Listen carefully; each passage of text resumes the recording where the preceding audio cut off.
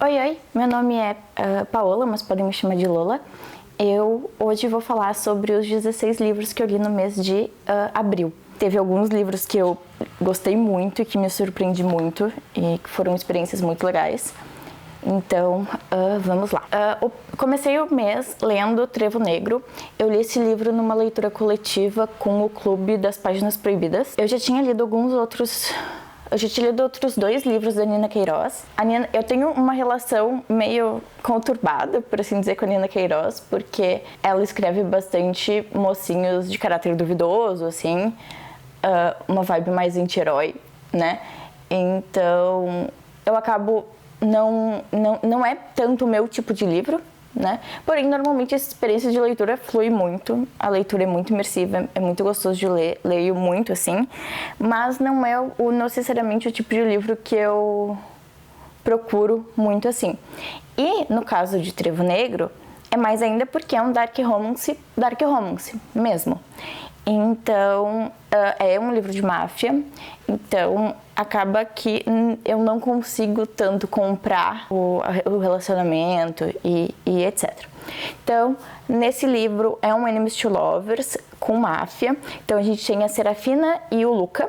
A Serafina é uma herdeira da máfia e temida por todos. Ela é letal, assim, então ela é praticamente a assassina ali da máfia. E o Luca, ele foi preso injustamente por culpa dela. Ele julga ser por culpa dela e acredita que foi ela quem denunciou ele, disse onde é que ele estava, enfim. E aí ele retorna com uma nova identidade para uma vingança, tá? Ela acha que ele tá morto, porque a história que contaram pra ela é que ele morreu. Mas ele passou esse tempo preso e aí ele volta e se infiltra dentro da máfia em busca de vingança. Então, o livro ele se passa muito nessa parte de ele sabe quem ela não sabe quem ele é, porque ele mudou, assim, ele fez alterações ali para poder, fez disfarces, né, para poder não ser reconhecido. Mas é um livro que é muito legal. Eu gostei muito do livro. Gostei mais do romance do que eu achei que eu ia gostar, por ser um livro de máfia e por ser meio, né? Porém, teve algumas partes que foram um pouquinho demais pra mim, principalmente as partes que envolviam assassinato ou tortura, que é muito descritivo e extremamente gráfico. Então, acabou que me deixou um pouquinho enojada, assim, foi um pouco gore. Não curti tanto essa parte.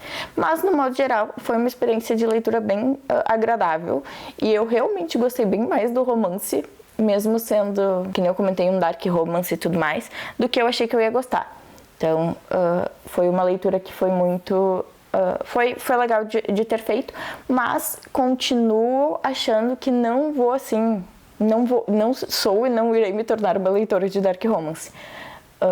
Esporadicamente, legal.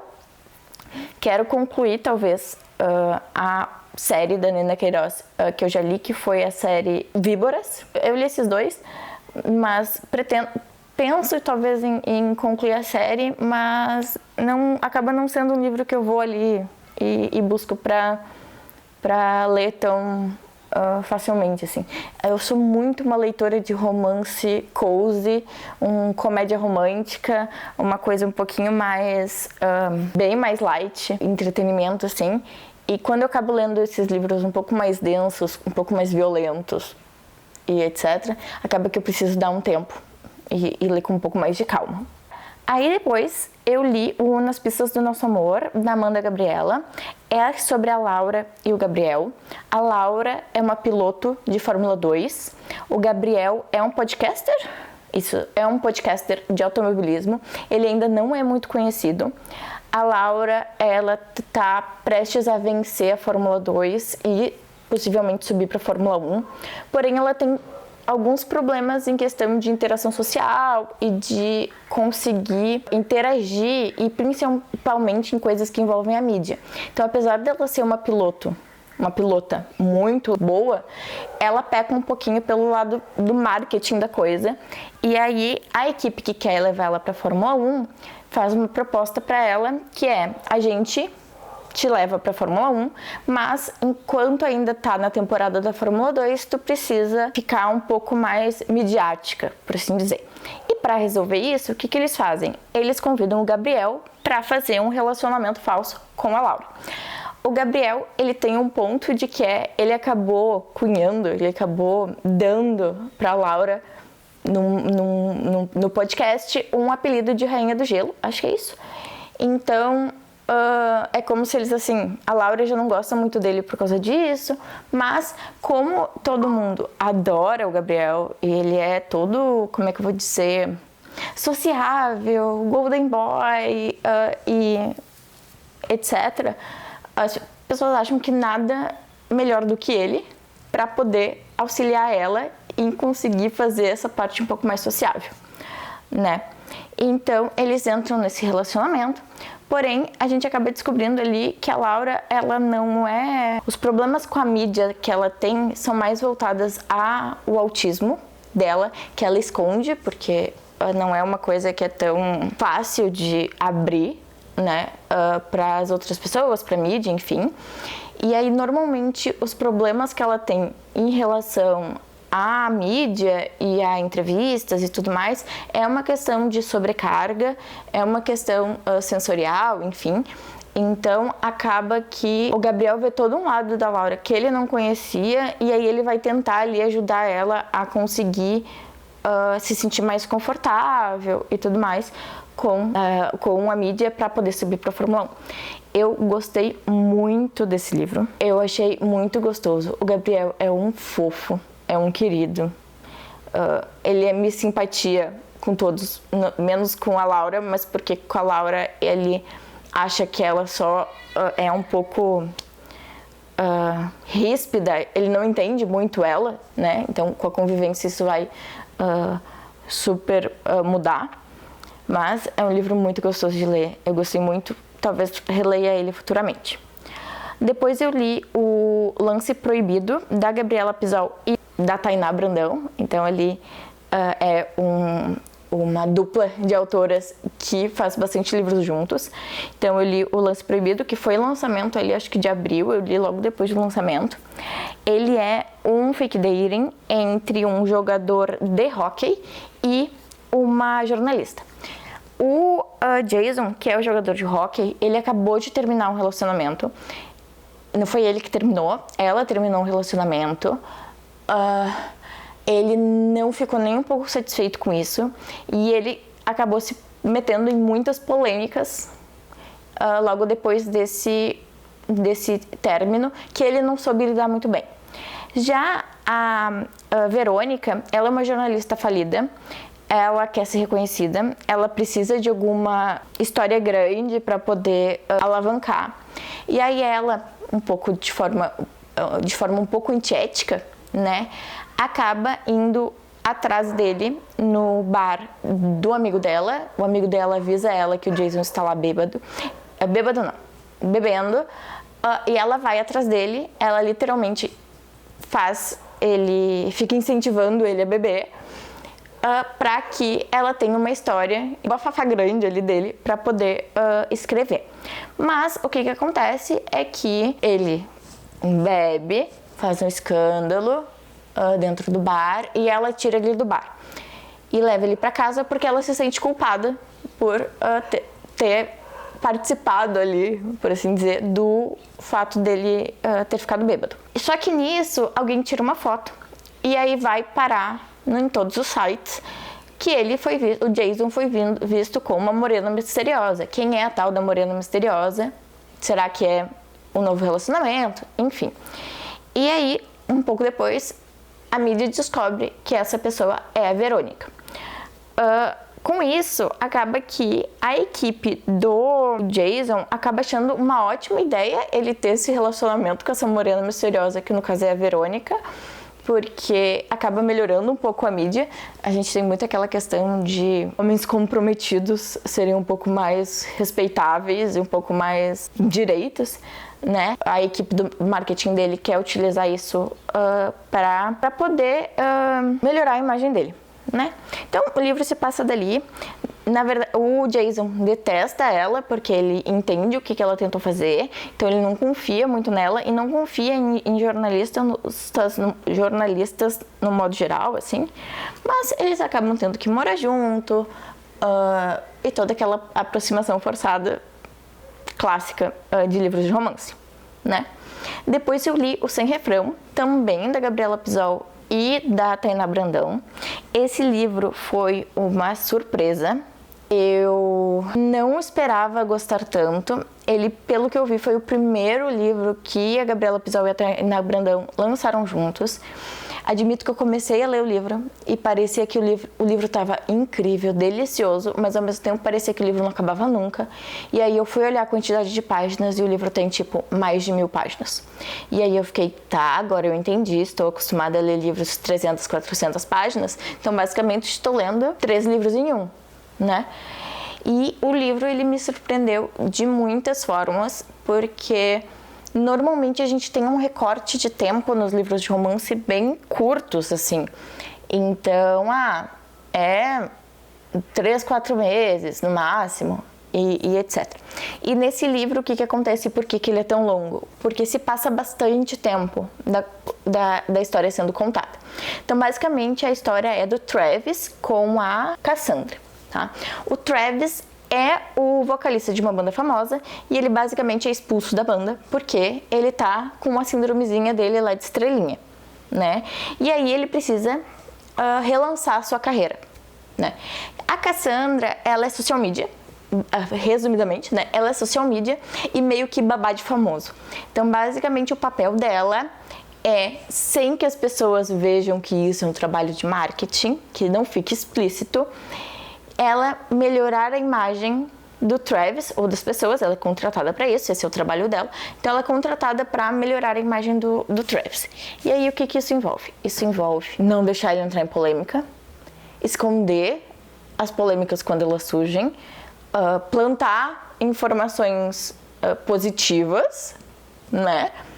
E acompanhar ali e fazer todo esse papel um pouco mais de social media mesmo, daí de redes sociais e tudo mais com o Travis. O Travis, ele não tá muito feliz com isso, mas o empresário dele meio que força ele e em algum momento ele percebe que ele vai ter que aceitar, porque ela é a última chance dele. Mas ele acha que ele é, como que eu vou dizer? Ele acha que ele é muito bom pra precisar disso, sabe? A história parte daí.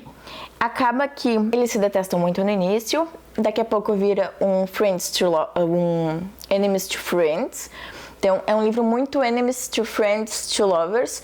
Então, primeiro eles se tornam amigos, depois um pouco amigos com benefícios. Porém, o Travis precisa ir para turnê e vai passar meses longe.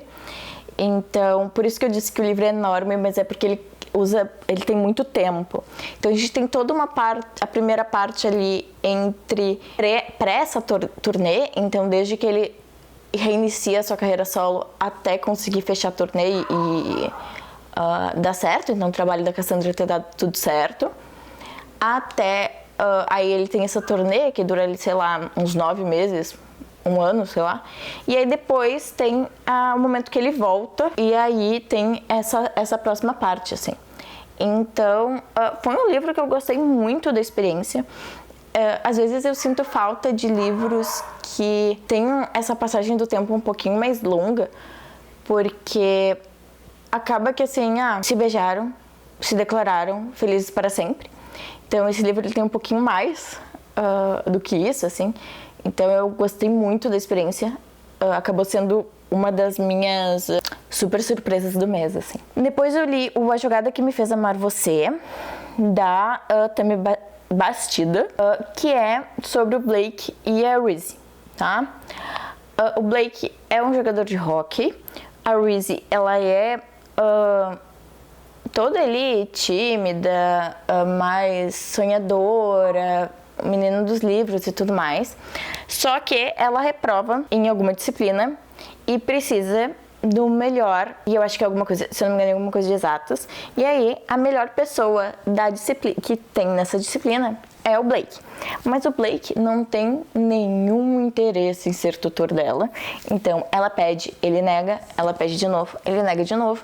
E aí fica nesse impasse, porque ela quer muito que ele seja tutor dela e ele não quer de jeito nenhum ser tutor dela. E aí o que ela faz? Ela inventa que eles estão namorando. Então ela vai pro jogo toda serelepe com a camiseta dele, faz todo um escândalo de que é o namorado dela e tudo mais. E isso acaba sendo... A fofoca, ela ganha força. E aí, a partir daí, acaba que faíscas começam a surgir. Ele fica um pouco puto, né? Com ela, por ela ter feito essa falcatruagem ali pra conseguir. Mas ela acaba conseguindo o que quer, que é que ele seja tutor dela. E eles acabam ali mantendo um pouco esse relacionamento meio falso que ela inventou. Eu gostei do livro, não foi um dos meus preferidos, assim, mas é um livro legal. Ele fica, na minha visão, um pouco entre... ele não chega a ser um dark romance, mas ele é um pouquinho mais denso, um pouquinho mais... aquela vibe de caráter meio duvidoso.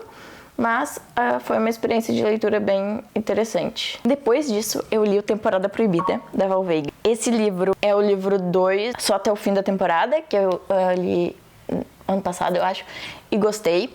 Esse aqui eu adorei. Ele é um boys love, então é um relacionamento entre dois caras. É um jogador da NFL com o capitão do time da NHL do mesmo clube, assim, que o mesmo clube tem esses dois times. Eles são super famosos, que é o Mason e o Alexei, tá? E aí eles são super amigos, todos os amigos já veem a faísca, mas os dois se gostam muito, porém os dois têm medo da rejeição, porque um não sabe que o outro gosta deles, então eles ficam nesse impasse e não querem ser rejeitados e tudo mais. Até que o Alexei, ele decide que chega, ele vai partir pro ataque. E aí ele tem a sorte do destino que o apartamento do Mason entra uma infiltração e aí ele precisa sair do apartamento. Isso acontece no meio da madrugada e, como é que eu vou dizer, coincidentemente, a única pessoa que está acordada no grupo de amigos do WhatsApp é o Alexei. E aí o Alexei vai lá salvar o Mason. Então ele vai lá, pega todas as coisas do Mason e leva pro apartamento dele e diz: você vai morar comigo. Aí o Mason até diz: não, não, você vai morar comigo. E pronto, não tem discussão. E aí, pouco depois disso, com o empurrãozinho de um dos amigos dele, do amigo deles em comum, que sabe que os dois se gostam, mas acham que não se gostam, o amigo deles manda uma mensagem assim: pela nossa política de amizade, eu não deveria estar fazendo isso, porque, né, eu não poderia ficar falando o que um me fala pro outro, enfim. Porém, pelo amor de Deus, para de ter medo da rejeição. Só isso que eu te digo. Não precisa ter medo da rejeição. E aí, eles acabam ficando juntos. Claro que o livro ele trata muito de uma questão da polêmica por trás disso, por ser dois times muito grandes em esportes machistas. Então, acaba que a maioria dos torcedores são homens velhos, então acaba que existe todo um estigma em relação a isso. Além de que o Alexei tem apoio da família e ele é assumidamente bissexual. O Mason não é assumido e ele sabe que não vai ter apoio da família dele. Então, tem todo esse ponto. Então, eles mantêm esse relacionamento escondido pelo tempo que foi possível.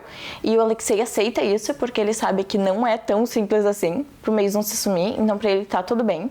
Até que, obviamente, isso acaba sendo divulgado e esse escândalo ele acontece, né? E aí, eles precisam decidir o que eles vão fazer. se vão ficar juntos e tudo mais. Mas assim, o livro é muito legal. Tem um hot enorme, tipo de, sei lá, 40 páginas, eu acho. Mas o livro é muito legal. Eu gostei muito da experiência. Depois disso eu li o Fora do Protocolo. Como é que eu vou definir Fora do Protocolo? Uma vibe Elie Hazelwood com A Razão do Amor e a Hipótese do Amor, basicamente. É muito a vibe Hipótese do Amor. Então é a Margot, que vai ser doutoranda, e o Clark, que é o orientador. No caso, diferente de A Hipótese do Amor, ele é efetivamente orientador dela, então existe um conflito de interesses ali, existe um impedimento maior, porque é efetivamente proibido entre orientador e aluna, então tem esse ponto ali. Porém, eles acabam entre farpas ali, porque ele é um orientador bem carrasco, assim, e aí entre farpas e discussões acaba pintando ali um clima, né? E aí eles precisam entender se vale a pena esse relacionamento, enfim, todo o rolê sobre um relacionamento escondido que pode efetivamente ameaçar muito a carreira dos dois, considerando ainda por cima que para Margot, o projeto dela de doutorado é extremamente pessoal. Então, não é apenas uma questão profissional e acadêmica que pode ser destruída por essa questão, e sim uma questão muito pessoal de problemas que ela teve, enfim, que é a justificativa pelo qual ela pesquisa o que ela pesquisa. Foi legal, comparando muito ali com Hipótese do Amor, prefiro Hipótese do Amor, né? Mas foi divertido, tá? Depois disso eu li Uma Última Chance, da Izzy Psendziuk. Foi um dos primeiros livros. Eu já tinha lido livros com policiais outros livros com policiais militares, 2, mas esse foi o primeiro livro que eu li que foi efetivamente sobre o FBI. É um chefe e subordinada. O que acontece? Temos o Lion e a Hayley, tá? Eles se apaixonaram perdidamente anos atrás e ele era absolutamente tudo pra ela. E aí ele termina com ela abruptamente e vai embora. Ela seguiu em frente aos trancos e barrancos com alguns segredos, com um segredo ali que impacta ele diretamente, né? Uns 2 anos depois, ele retorna, decidido reconquistar ela e retorna como chefe da equipe dela, do FBI. Então, ela fica muito revoltada, do tipo, simplesmente você vai. E na época que ele terminou e bloqueou todas as ligações dela, porque ele achava que ela tinha uma dependência emocional ali dele. Então esse foi um dos motivos que ele terminou com ela. Enfim, tem mais por trás dessa história ali, que daí tem que ler o livro, né? Mas, e por ele achar que ela tinha dependência emocional, ele ignorou todas as ligações dela que falavam sobre esse segredo que ela guardou. Então, quando eles voltam a conversar, ela não é mais a mesma, ela passou por traumas e ela passou por questões que ele não estava ali para apoiar ela, mas ela conseguiu reconstruir a vida dela entre trancos e barrancos, assim, e superou esses problemas que não... sem ele, e pronto, estava vivendo a vida sem ele. E aí ele volta e eles precisam lidar entre eles, porque ele virou chefe dela, e lidar com o segredo e com essa última chance que eles têm de fazer tudo dar certo, assim. Eu gostei, eu entendo os motivos do Liam, enfim, eu entendo, porque ele achou que estava protegendo ela, e também tem relação com traumas dele mesmo, assim, mas também entendo ela perfeitamente as decisões que ela tomou em relação a isso. E aí foi isso, mas foi uma experiência muito legal, foi uma experiência diferente ter lido um livro de agentes do FBI. Então tinha ali um crime sendo desvendado, eles estavam trabalhando num caso principal durante o livro, né? Então acaba que tu tem um pouquinho mais desse background de como é que funciona as investigações e etc. Depois disso eu li Uma Farsa Imperfeita, da Mel Mello. É sobre a Megan e o Connor. É o clássico jogador de futebol arrogante que tem polêmicas e entra no namoro falso com a social media, né? Então, basicamente, a Megan trabalha pro time e o papel dela é fazer os jogadores não entrarem em polêmica. Então, antes de toda vez que eles vão falar, antes do momento deles falarem, ela diz: se falarem sobre isso, desconversa, não fale sobre isso, eles podem falar sobre isso, mas não fala sobre, e etc. Óbvio que a maioria deles ignora e causa problemas, mas ela tende a ser a babá deles para eles não causarem problemas. Assim. Connor, ele se envolve em uma polêmica que acaba ameaçando a carreira dele, e aí o time olha e diz assim: a única chance que você tem é fazer um relacionamento com a Megan. A Megan tem a opção de não aceitar, mas questões financeiras, ela vai receber uma grande bonificação por essa farsa. Então, por questões de saúde na família, ela aceita, porque acaba sendo uma oportunidade bem relevante financeiramente para ajudar a família dela. E aí entra o clássico, eles vão precisar interagir, vão precisar estarem o tempo todo juntos.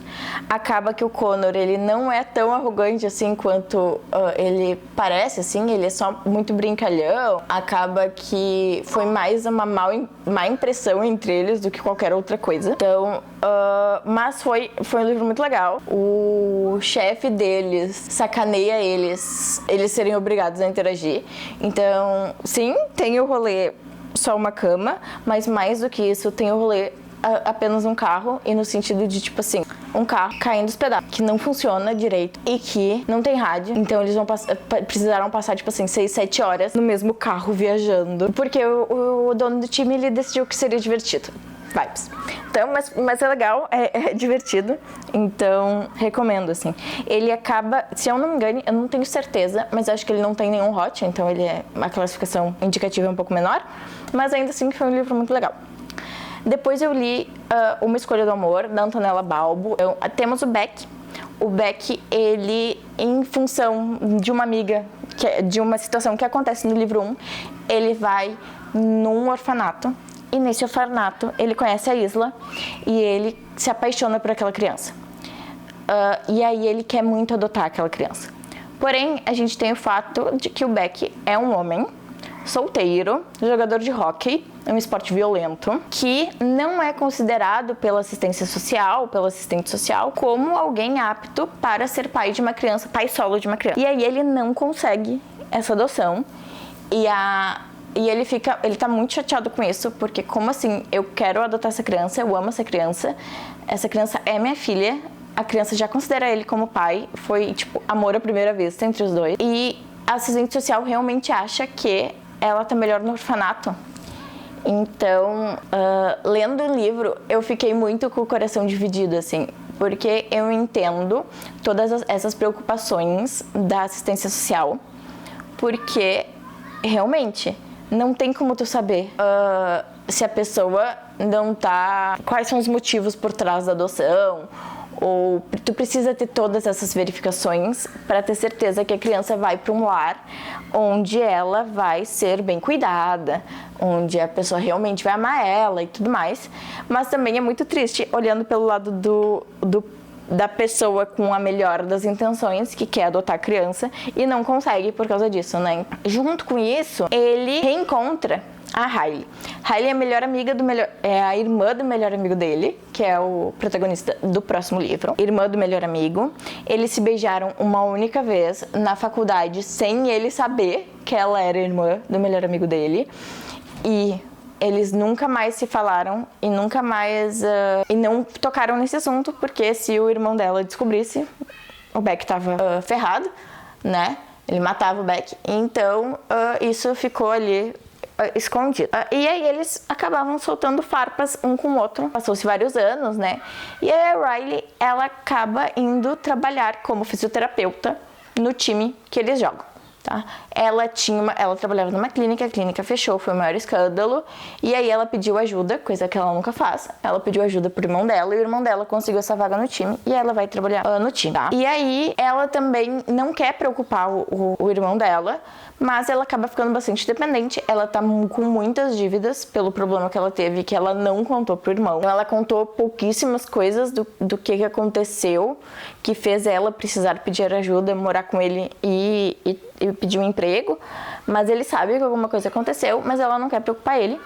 E aí, com isso, ela tá com muitas dívidas, mesmo o irmão dela sendo rico, ela tá com muitas dívidas, E aí acaba que o Beck acaba descobrindo isso, e aí o Beck, ele propõe um noivado falso, onde a Riley vai ser aquela pessoa ali que vai ajudar ele a demonstrar a estrutura para poder adotar a Isla. Enquanto isso, ele vai auxiliar ela com as questões legais e financeiras, enfim, para ela conseguir reaver as coisas que ela perdeu. É muito legal. O Beckett, ele é bem bobo da corte, assim.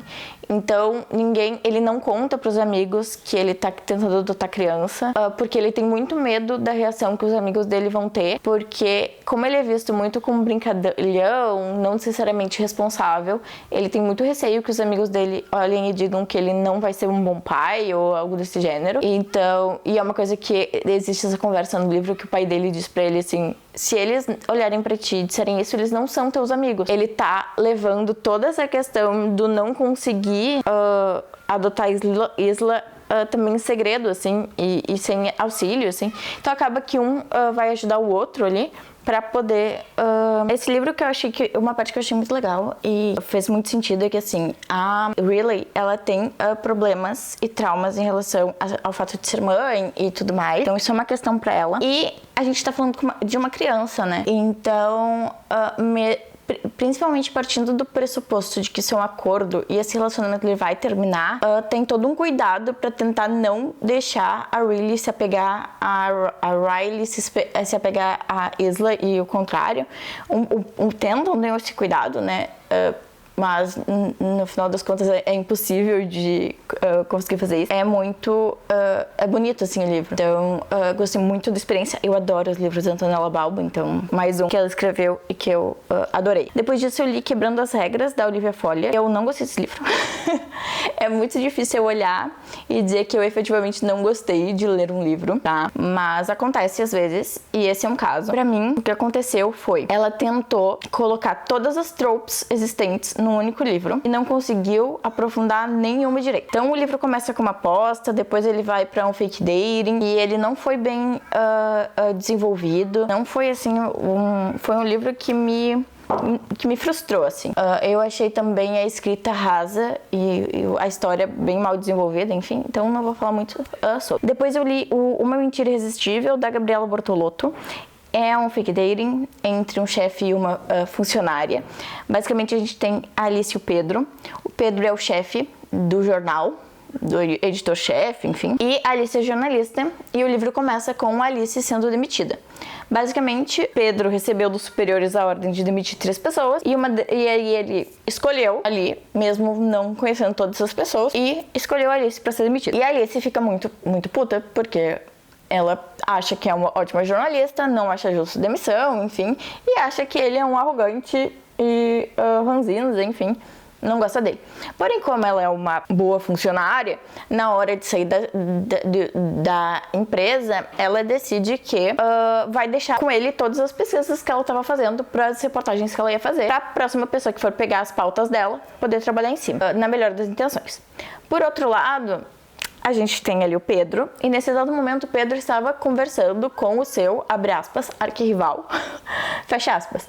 Basicamente ele é o editor-chefe da concorrência e é o atual noivo da ex-noiva do Pedro. E aí ele não se dá com o cara, mas o cara não entendia. Então fica naquela situação ali, tipo, não quero te expulsar, mas eu não queria que você estivesse aqui. E aí o cara fica enchendo o saco dele e aí ele inventa que está noivo e que tem uma namorada, está noivo e tudo mais. E aí, coincidentemente, é o momento onde a Alice bate pra poder deixar os papéis com ele. E aí ele pega a Alice pelo bracinho e diz assim: ai, que bom que você está aqui.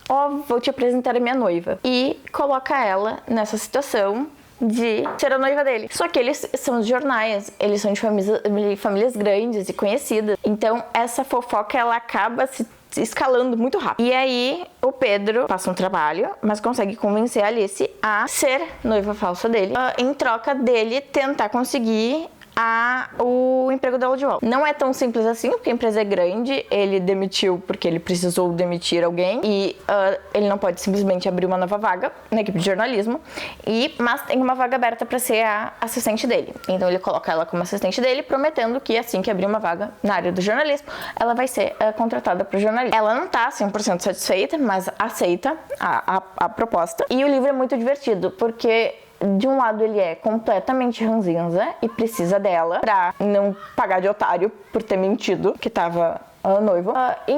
Em paralelo, ela pode falar o que ela quiser pra ele, porque ele meio que precisa dela. Então ela implica com ele, ela é irônica com ele, e ele fica brabo porque ele é ranzinza. E aí ele é um pouco mais velho, então ela usa isso como algo pra ficar alfinetando ele. Então é muito divertido, assim, o livro e as interações entre os dois. Eu gostei bastante. Depois eu li Dominique, da Diana Burin. É um livro com a irmã do melhor amigo, tá? Então a gente tem a Dakota e o Dominique. A Dakota, ela é uma escritora de romances adultos, romances hot, né? Mas ela escreve nichado muito especificamente com romances de máfia.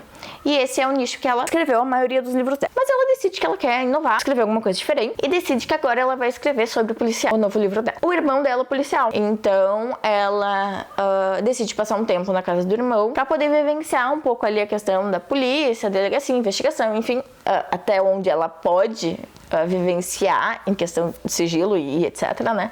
Pra poder escrever no livro. E aí ela vai pra casa do irmão dela. Paralelo a isso, a Dakota, ela tá com um ou uma stalker que fica descobrindo onde é que ela tá, mandando e-mails, e ela fica assim meio desconfortável com essa situação, porque tá sempre ali, tipo, ela não conta onde é que ela tá, mas a pessoa descobre, aí aparece presentes na casa do irmão dela e tudo mais.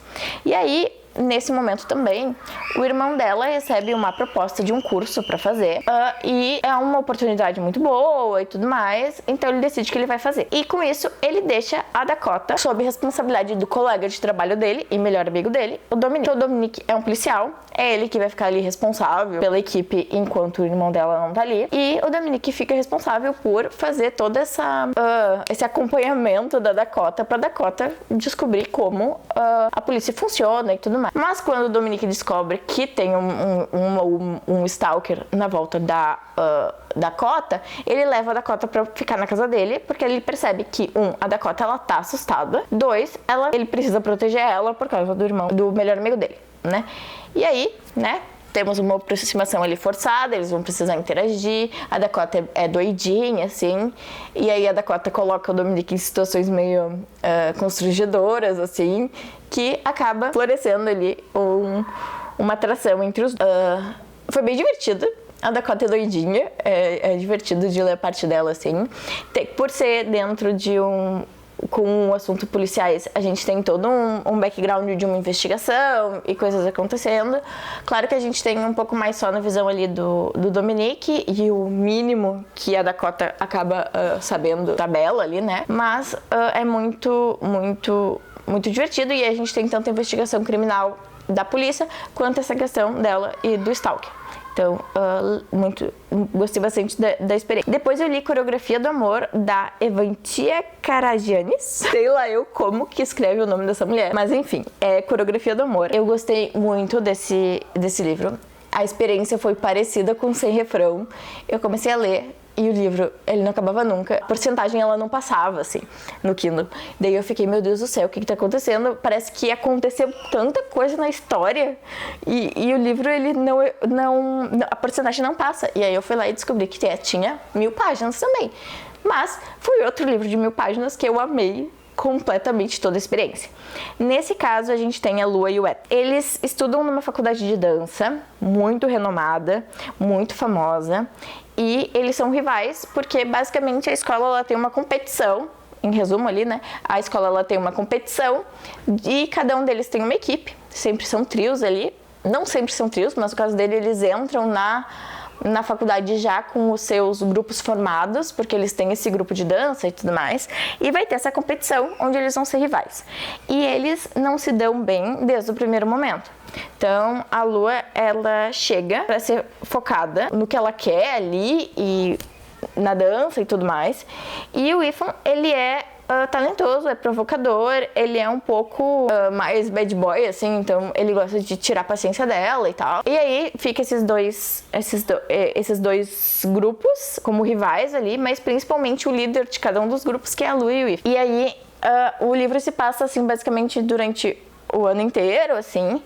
E o que eu achei muito divertido é que muitas vezes, por exemplo, quando a gente tem livro de jogadores de hóquei, Normalmente a gente vê muito pouco, efetivamente, sobre os jogos, a temporada e como é que funciona.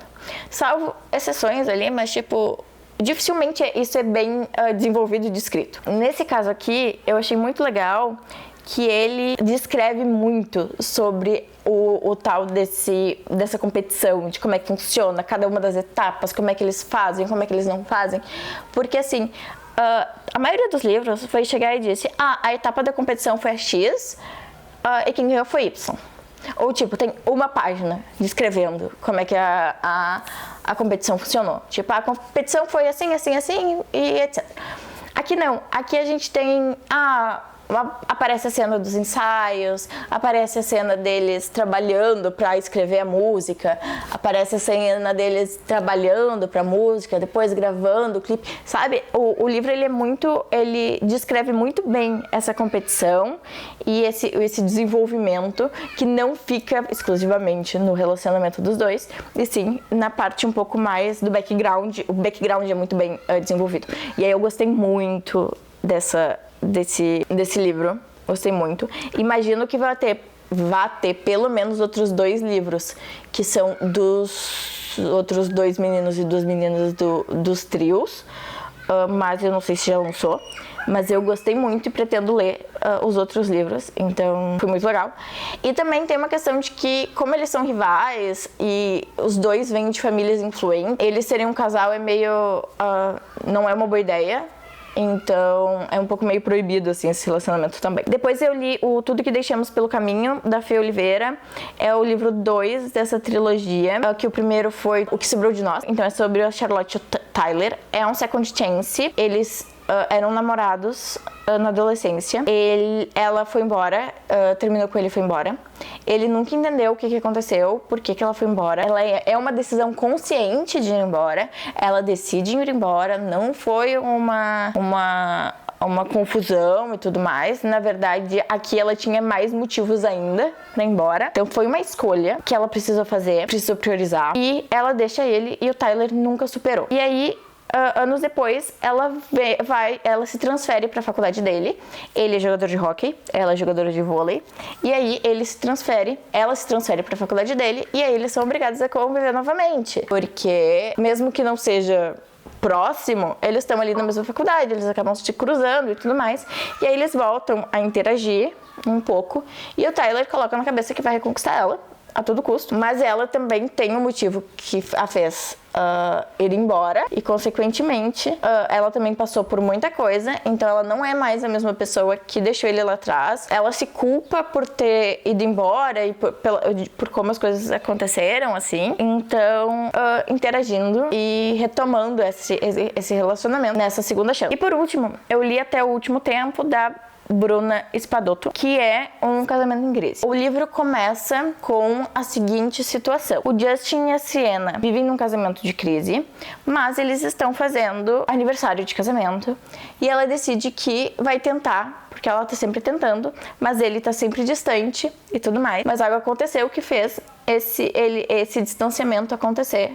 E aí, eles têm o aniversário de 10 anos, eu acho, de casamento. Ela marca com ele, ela lembra ele várias vezes do que eles têm um compromisso e eles querem. E ele vai pra festa de noivado de um colega dele de equipe e deixa ela por 2 horas esperando. Quando ela sai do restaurante e desiste, ela acaba parando num posto de gasolina. Esse posto de gasolina é assaltado e ela acaba passando mal e vai parar no hospital. Quando o Justin ele lembra e percebe a merda que ele fez, ele sai correndo pra tentar encontrar ela no restaurante. Mas quando ele tá a caminho do restaurante, ele recebe uma ligação avisando que ela está no hospital. E aí é ali que a história começa, porque acontece algo nessa situação junto e a Sienna, ela decide que vai pedir o divórcio. Então ela não quer ver a cara dele nem pintado. Então o pessoal chama ele no hospital, mas ela não deixa ele subir, ela não olha pra cara dele, ela vai direto pra casa da amiga dela e não quer ver a cara nenhuma dele e pede o divórcio. Ele entende que fez merda, entende que a culpa é dele, que ela fez tudo que podia e ele que errou, e errou feio. E ele decide que vai dar o divórcio pra ela, porque a responsabilidade tudo é dele e se ela quer o divórcio, ela tá totalmente no direito dela e que ele não vai forçar ela a precisar passar por isso. Mas quando ele está assinando o divórcio, quem entrega os papéis do divórcio é a irmã dele, e a irmã dele dá um chacoalhão nele e ele dá o divórcio, mas ele decide que vai tentar reconquistar ela. E aí esse livro me irritou profundamente durante bastante tempo do livro, porque o relacionamento deles não terminou por questões sexuais, por exemplo, mas ele queria resolver os problemas com isso, com sexo. Então, tudo o que ele faz pra tentar convencer ela de que eles têm que ficar juntos envolve sexo. E ele não consegue entender que não era esse o problema. O problema nunca foi esse. O problema foram outros. E enquanto ele não entender qual foi o real problema e como resolver esse problema, ele não vai conseguir reconquistar ela. E aí esse livro me irritou profundamente, até tipo uns 70%, porque ele tava tentando resolver o problema errado, sabe? E aí quando eu me deu um alívio no momento em que eu estava lendo o livro, e ele usa a coisa que ele tem na cabeça, que é o cérebro, e ele então me estressou profundamente. Eu queria entrar no livro e dar um tapa na cara dele, que tipo assim, galera, você pode usar o cérebro. Então na cena onde ele entende o problema de verdade, eu fiquei tipo assim, meu Deus do céu, graças a Deus, tava irritante. Se ele conseguisse conquistar ela assim no livro, eu ia ficar, tipo assim, muito decepcionada com ele. Então, o livro é ele tentando conquistar ela, mas saibam que a maior parte do livro é ele tentando conquistar ela por questões sexuais e por atração, por tesão, e não provando que ele não vai cometer, porque basicamente ele tinha que provar que ele não ia cometer os mesmos erros de novo e que se arrependia do que ele tinha feito. Mas se ele não sabia nem qual era o problema, como é que ele ia se arrepender, sabe? Ok, foi legal. No final foi uma experiência ok. Foi uma experiência boa e tudo mais, mas eu passei muita raiva. Então esses foram os 16 livros que eu li no mês de abril. Que nem eu disse, teve livros muito bons e que eu gostei muito da experiência. Então, Nas Pistas para o Nosso Amor, O Sem Refrão, Coreografia do Amor, foram livros que assim, eu amei muito. Então, foi um mês muito bom de leituras. Teve uma decepção e 3 livros que eu gostei muito. Então, foi um mês bem positivo de leituras. Então, é isso. Se inscreva aqui no canal, deixe seu like e até a próxima. Tchauzinho!